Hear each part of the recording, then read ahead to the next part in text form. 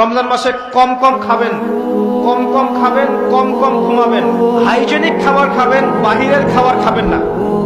বাহিরের যে খাবারগুলো আছে মুখরোচক, ইফতারে নিয়ে বসেছেন দুনিয়ার কিছু, আচ্ছা এই খাবারগুলো কি কোনোদিনও আপনি সন্ধ্যার সময় খান? এই যে বুন্দিয়া, বুট, আপনার জিলাপি, আপনার এইটা সেইটা, 50টা আইটেম থাকে না, খাসি রেজালা, নেহারি, এটা কত আইটেম, মাশাআল্লাহ। ইফতার করতে বসছে মনে হয় সারাদিন যা খাইলে উসুল করে ফেলাইতে হবে আজকে। আর সেইতে খাচ্ছে এমন হবে যে জীবনের শেষ খাওয়া হবে না কোনদিন। কথা বুঝতে পারছেন? জীবনেও তো সন্ধ্যার সময় এগুলো খাই না, আমরা খাই এগুলো। যে যত বেশি খাবে সে তত অসুস্থ হয়ে যাবে।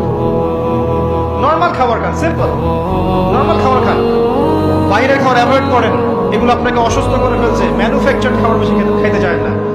ওই শ্রেণীর হুজুরদের মতো হয়েন না যারা ইসলামিক লেবাস নিয়ে সুন্নতের কথা বলে বাট তাদের পেটের মধ্যে সুন্নত নাই।